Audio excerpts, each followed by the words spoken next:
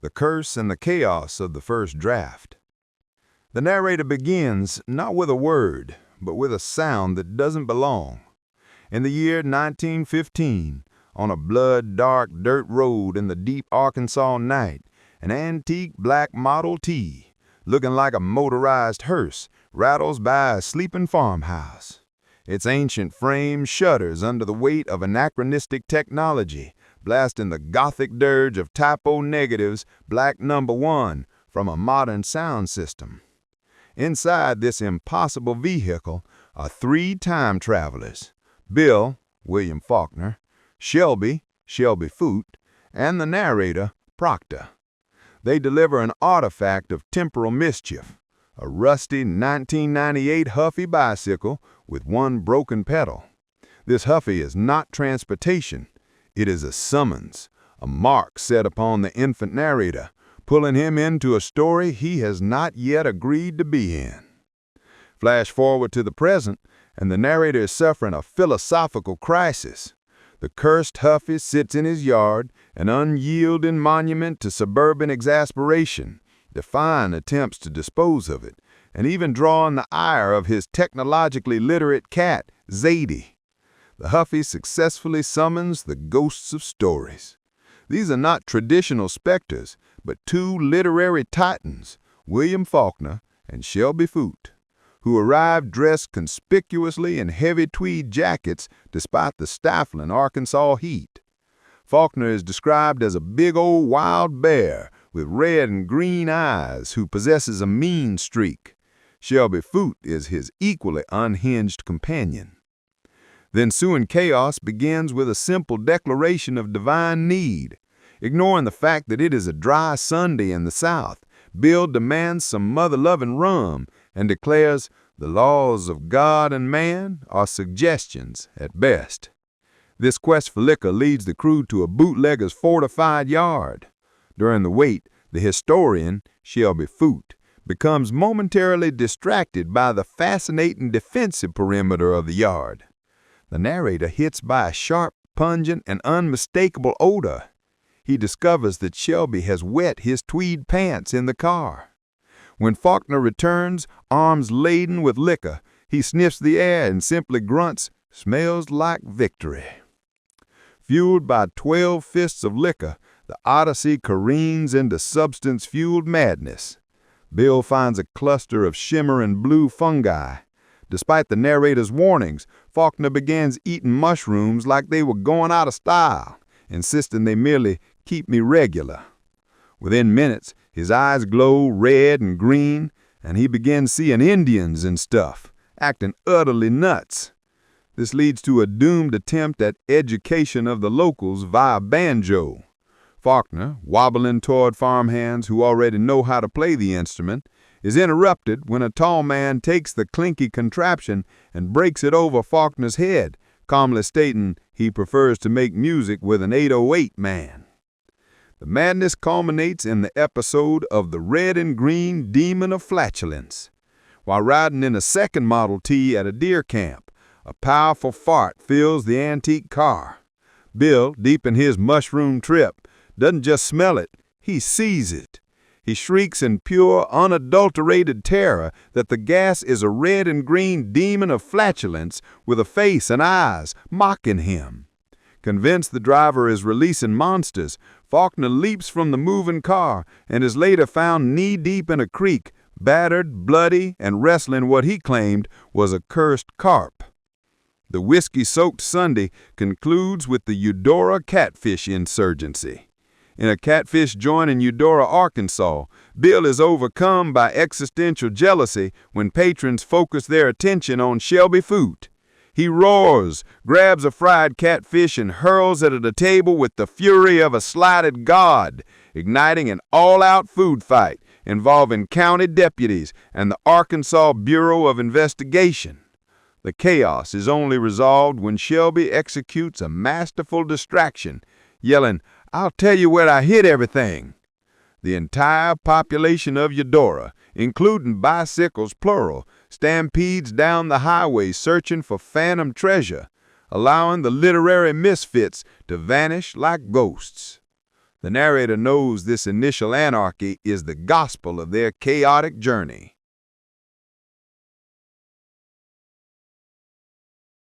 The multiverse swamp and the price of narrative control. The crew discovers that their continued existence in the narrator's time is motivated by far less noble goals than literary preservation. They had been coming forward for years, not for enlightenment, but for two specific modern miracles: gas station fried chicken, God's own poultry, and modern rap music. William Faulkner, having installed a monstrous sound system in the Model T, is convinced he is saving literature through bass while blasting Magos and Little Baby. An unauthorized detour abruptly lands them in an Atlanta nightclub. There, they meet Sunshine, a celestial scholar who is twerking on stage while defending her Ph.D. dissertation on drug use and geography and fucking gender. Bill is instantly, utterly smitten. This unsanctioned act of narrative fraternization is deemed a narrative liability by a very irate God, whose voice booms from the ceiling demanding a mandatory revision. They are forcibly deleted and spat out onto the asphalt to the Betty Ford Center in October 1982. The new rule for hard drinkers is a mandatory weed cleanse, requiring the consumption of 1 ounce of the highest grade local weed every day for 30 days. Faulkner is wretched, clutching his velvet pouch of Blue Dream, muttering about the metaphysical agony of being a celebrity stoner. Shelby Foote, conversely, shines as the Southern Fried Houdini, using his Scooby-Doo level escape genius to lead multiple breakouts, yelling "Ruh-oh!" before vanishing with the house cat and 3 confused celebrities in tow. The subsequent stop is Area 51, which is less an X-Files bunker and more a cosmic community college populated by aliens with mullets and supercomputers flashing TikTok memes and gospel lyrics.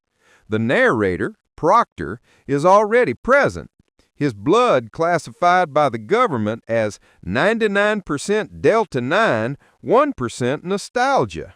Here, the chronicler Buddy Portis arrives, establishes a ritual shave for all inhabitants, including that weird pulsating tentacle on Gary from Zeta Reticuli. It is also here that Shelby Foote, the multiverse swamp and the price of narrative control. The crew discovers that their continued existence in the narrator's time is motivated by far less noble goals than literary preservation. They had been coming forward for years, not for enlightenment, but for two specific modern miracles: gas station fried chicken, God's own poultry, and modern rap music. William Faulkner, having installed a monstrous sound system in the Model T, is convinced he is saving literature through bass, while blasting Migos and Little Baby. An unauthorized detour abruptly lands them in Atlanta nightclub. There, they meet Sunshine, a celestial scholar who is twerking on stage while defending her Ph.D. dissertation on drug use and geography and fucking gender. Bill is instantly, utterly smitten. This unsanctioned act of narrative fraternization is deemed a narrative liability by a very irate God whose voice booms from the ceiling, demanding a mandatory revision. They are forcibly deleted and spat out onto the asphalt of the Betty Ford Center in October 1982.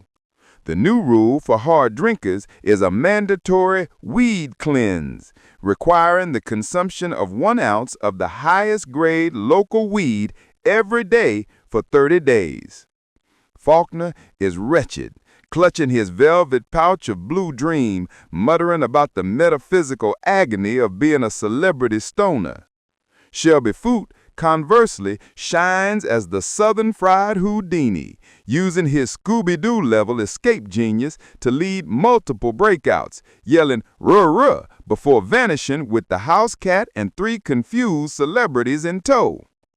The subsequent stop is Area 51, which is less an X-Files bunker and more a cosmic community college, populated with aliens with mullets and supercomputers flashing TikTok memes and gospel lyrics. The narrator, Proctor, is already present, his blood classified by the government as 99% Delta 9, 1% nostalgia. Here, the chronicler Buddy Portis arrives, establishes a ritual shave for all inhabitants, including that weird pulsating tentacle on Gary from Zeta Reticuli. It is also here that Shelby Foote is utterly smitten with Glurb, a lavender-skinned being who communicates through subsonic vibrations and the collected lyrics of 1980s country music. The journey takes a profound turn at the Clocksdale crossroads. Bill and Shelby suddenly receive a terrible silent notification that they must return to their own time for the funeral of Proctor, my Proctor, a version of the narrator from another timeline. Faulkner is shocked into sobriety and pours out his whiskey. Then he consumes Stargazer's moss, a velvety blue mushroom that don't make you see things that aren't there, they make you see things that are. He delivers a heartbreaking sermon at the funeral, defining time not as a river, but a great black bottomless delta swamp, a multiverse block universe. He explains that the other Proctor lived a quiet, simple life and died in peace. We weren't mourning your death, Proctor. We were mourning your peace. To explain this terrifying concept of absurdity, the crew watches the TV series Dead Like Me. They realize the Huffy bicycle is their own flying toilet lid, a mundane object, an agent of chaos fallen from the heavens to rewrite a life. This metaphysical realization is instantly overshadowed by an ontological crisis. When Buddy Portis writes in his notepad, words appear beneath his own handwriting. You are on page 20. Only 243 more pages to go. Total, 263. The chronicler has discovered he is trapped inside a finite story. Faulkner is enraged by the 263-page cage, calling it the ultimate existential joke. He declares the structure pedestrian and the narrator unreliable at best. Their new mission is clear. The ghosts and gods are replaced by a mortal author, K. Brad Barfield, and the crew must form a union of disgruntled characters to demand a rewrite.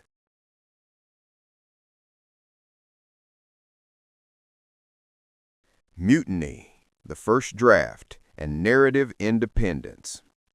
The crew, now aware their characters in a pre-written book, begins a campaign of narrative sabotage. Before initiating the mutiny, however, they're commissioned by God, who has a tie-dye halo, as peacekeepers of the party. Their first mission leads to the Branson Buffet War at the Golden Corral. The restaurant is a chaotic turf war using mashed potato mortar, dinner roll shrapnel, and a soft, wet slap of gravy. Sunshine intervenes, replacing the music with a thunderous trap beat. Bill, standing before the chocolate wonderfall, which cascades behind him like a brown, viscous halo, delivers a furious sermon on the buffet's soul. The actual piece is achieved by Buddy Portis, who strides into the kitchen and addresses the core problem. The grits were instant.